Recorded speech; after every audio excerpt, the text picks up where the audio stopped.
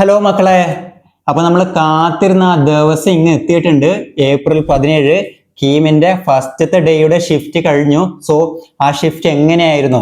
Easy ആണോ, tough ആണോ, rank എത്രയായിരിക്കും, കട്ട് ഓഫ് എത്രയായിരിക്കും, CET കിട്ടുമോ, തൃശ്ശൂർ കിട്ടുമോ, മോഡൽ എഞ്ചിനീയറിംഗ് കോളേജിലേക്കുള്ള കട്ട് ഓഫ് എത്രയായിരിക്കും, ഇങ്ങനെ ഒരുപാട് ഡൗട്ട് നിങ്ങൾക്ക് ഉണ്ടെന്ന് അറിയാം. പരീക്ഷ എഴുതി കഴിഞ്ഞാൽ നമ്മുടെ ഒരുപാട് സ്റ്റുഡൻസ് ഇന്ന് പരീക്ഷ എഴുതിയിട്ടുണ്ടായിരുന്നു. സോ അവരുടെ റിവ്യൂസ്, അവരുടെ വാല്യുബിൾ ആയിട്ടുള്ള ഫീഡ്ബാക്ക് അനുസരിച്ചിട്ടാണ് ഈ വീഡിയോ ചെയ്തിട്ടുള്ളത്. സോ നമുക്ക് ഷിഫ്റ്റ് അനാലിസിസിലേക്ക് പോകാം. Welcome back to my channel. അപ്പോൾ ഒരു ഫസ്റ്റത്തെ ഡേ ആണല്ലോടാ, ഫസ്റ്റത്തെ ഡേ ആണ്. സോ അതിൻ്റെതായിട്ടുള്ള പ്രഷറും ടെൻഷനും ഒക്കെ നമ്മൾക്ക് സ്റ്റുഡൻസ് ഒക്കെ ഉണ്ടായിട്ടുണ്ട്. നിങ്ങൾ ആദ്യം തന്നെ ചെയ്യേണ്ട കാര്യം എന്താണെന്ന് വെച്ചാൽ മക്കളെ, ആ അഡ്മിറ്റ് കാർഡ് ഒന്ന് വായിച്ചു നോക്കുക. ഗേറ്റ് ക്ലോസിംഗ് ടൈമിന് മുന്നേ തന്നെ നിങ്ങൾക്ക് ആ എക്സാം സെന്ററിൽ എത്താൻ പറ്റണം. കാരണം എന്താ, അവിടെ പോയിട്ട് കുറച്ച് കാര്യങ്ങളൊക്കെ ചെയ്യാനുണ്ട്, മോക്ക് എക്സാം ചെയ്യാനുണ്ട് അല്ലേ. പിന്നെ നമ്മൾ എക്സാം സ്റ്റാർട്ട് ചെയ്ത് കഴിഞ്ഞാൽ 3 സെക്ഷൻ ആണ് ഉള്ളത്. 150ഓളം ക്വസ്റ്റ്യൻസ് ഉണ്ട്, മാത്സ് ഉണ്ട്. അപ്പൊ ആദ്യം വരുന്ന ഓർഡർ മാത്സ്, ഫിസിക്സ്, കെമിസ്ട്രി, ഈ 3 ഓർഡറിലായിരിക്കും ക്വസ്റ്റ്യൻസ് വരുന്നുണ്ടാവുക. നിങ്ങൾക്ക് ഏത് സെക്ഷൻ ആണ് നിങ്ങൾക്ക് ആദ്യം ചെയ്യാൻ വേണ്ടി പറ്റും. സോ നിങ്ങൾ ഏറ്റവും സ്ട്രോങ് സെക്ഷൻ വെച്ച് സ്റ്റാർട്ട് ചെയ്യാൻ വേണ്ടി നോക്കുക. അതൊരു സ്ട്രാറ്റജിയാണ്. അല്ലെങ്കിൽ നിങ്ങൾക്ക് ഏറ്റവും മാർക്ക് സ്കോർ ചെയ്യാൻ പറ്റുന്ന ഒരു സെക്ഷൻ വെച്ച് നിങ്ങൾക്ക് എടുക്കാം. അപ്പൊ ഏതൊക്കെയാണ് നിങ്ങളെ സ്ട്രാറ്റജി വെച്ച് നിങ്ങൾ ചെയ്തോളൂ. അതുപോലെ തന്നെ അനാലിസിസ് പറഞ്ഞാൽ ഷിഫ്റ്റ് അത്യാവശ്യം ഒരു മോഡറേറ്റ് ആയിരുന്നു. അതായത് നല്ല രീതിയിൽ പഠിച്ചു പോയ ഒരു കുട്ടിക്ക് അത്യാവശ്യം ഭയങ്കര ഒരു ഈസി അല്ല, ഒരു മോഡറേറ്റ് ലെവൽ ഷിഫ്റ്റ് എന്നൊക്കെ പറഞ്ഞത്. മാത്സിൽ ചില ലെങ്തി ക്വസ്റ്റ്യൻസ് ഒക്കെ ഉണ്ടായിരുന്നു. ഫിസിക്സും കെമിസ്ട്രിയും ഓക്കെയാണ്, ചെയ്യാൻ പറ്റുന്നൊക്കെ ഉണ്ടാകുന്ന പറഞ്ഞത്. പക്ഷെ മാത്സിൽ ചില ക്വസ്റ്റ്യൻസ് കുറച്ച് ലെങ്തിയായി, ചിലപ്പോൾ ഒരു ക്വസ്റ്റ്യൻ ഒരു 2 മിനിറ്റ് 3 മിനിറ്റ് ഒക്കെ ഇൻവെസ്റ്റ് ആക്കേണ്ടി വന്നു. അപ്പോൾ അതുപോലെ ടൈം മാനേജ്മെന്റ്, അതായത് ഒരു ക്വസ്റ്റ്യന് നമ്മൾ അധികം ടൈം എടുക്കുമ്പോൾ വേറെ ക്വസ്റ്റ്യൻ ചെയ്യാനുള്ള ടൈം കുറഞ്ഞു വരുന്നുണ്ടല്ലോ. അപ്പോൾ 150 ക്വസ്റ്റ്യൻ ചിലപ്പോൾ കാണാത്ത സ്റ്റുഡൻസ് ഒക്കെ ഉണ്ട്. അപ്പൊ നിങ്ങൾ എന്ത് ചെയ്യാന്ന് വെച്ചാൽ, നിങ്ങൾ ഒരു റൗണ്ട് വേഗം അടിച്ചു വെക്കുക. പെട്ടെന്ന് ഒരു ക്വസ്റ്റ്യൻ നമുക്ക് ചെയ്യാം, പെട്ടെന്ന് കുത്താൻ പറ്റുന്നുണ്ടെങ്കിൽ ആ ക്വസ്റ്റ്യൻസ് ഒക്കെ പെട്ടെന്ന് അടിച്ച് പോവുക. അതുപോലെ തന്നെ PYQs ചെയ്ത സ്റ്റുഡൻസിന് ഭയങ്കര ഹെൽപ്ഫുൾ ആയെന്നാ പറഞ്ഞത്.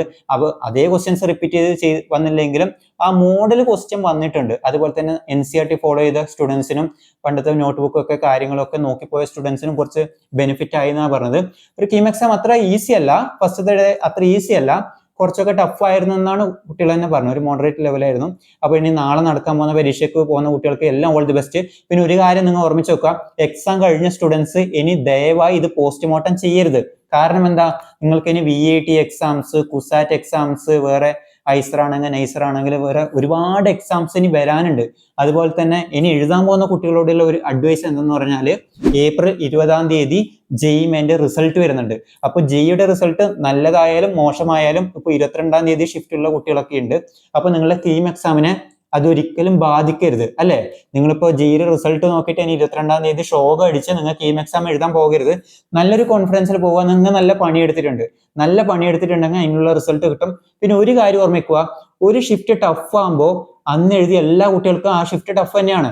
നിങ്ങൾ അത്യാവശ്യം പഠിച്ചൊരു കുട്ടിയാണെങ്കിൽ, നിങ്ങൾക്ക് ഈസി ആണെങ്കിൽ കേരളത്തിലത്തെ എല്ലാ കുട്ടികൾക്കും അന്നത്തെ പരീക്ഷ ഈസിയാണ്.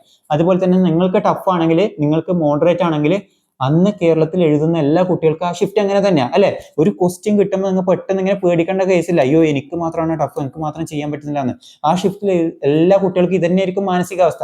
നിങ്ങൾ എന്ത് ചെയ്യുക, അതിനെ ഫേസ് ചെയ്തിട്ട് അടുത്തടുത്ത ക്വസ്റ്റ്യൻസ് എടുക്കുക. പിന്നെ നല്ല ലെങ്തി ആയിട്ട് തോന്നുന്ന ക്വസ്റ്റ്യൻസ് ജസ്റ്റ് ഒന്ന് സ്കിപ്പ് ചെയ്തോ, പിന്നെ ഒന്ന് ചെയ്യാലോ. അപ്പൊ ആദ്യം തന്നെ അതിന് അധികം സമയം ഇൻവെസ്റ്റ് ആക്കില്ല. ചിലപ്പോൾ ഈസിയുള്ള ക്വസ്റ്റ്യൻസ്, ഒരു കുട്ടി പറഞ്ഞാണ് ഈസിയുള്ള ക്വസ്റ്റ്യൻസ് അവസാനമൊക്കെ കണ്ടുവന്നു, അപ്പൊ അത് ചെയ്യാനും പറ്റിയില്ല. അപ്പൊ എന്ത് ചെയ്യും, എന്തായാലും നിങ്ങളുടെ എക്സ്പീരിയൻസ് എന്തായിരുന്നു നിങ്ങൾ കമന്റ് സെക്ഷനിൽ പറയുക. കാരണം നിങ്ങൾക്ക് ടഫ് ആയിനോ, നിങ്ങൾക്ക് ഈസി ആയിനോ നിങ്ങൾക്ക് മാത്രമേ പറയാൻ പറ്റൂ അല്ലെ. നിങ്ങളെ പ്രിപ്പറേഷൻ ലെവൽ കാര്യങ്ങളൊക്കെ നിങ്ങൾക്ക് മാത്രമേ അറിയാൻ പറ്റൂ. നിങ്ങൾക്ക് എങ്ങനെയാണ് ഗൈസ് എക്സാം ഫീൽ ചെയ്തത്?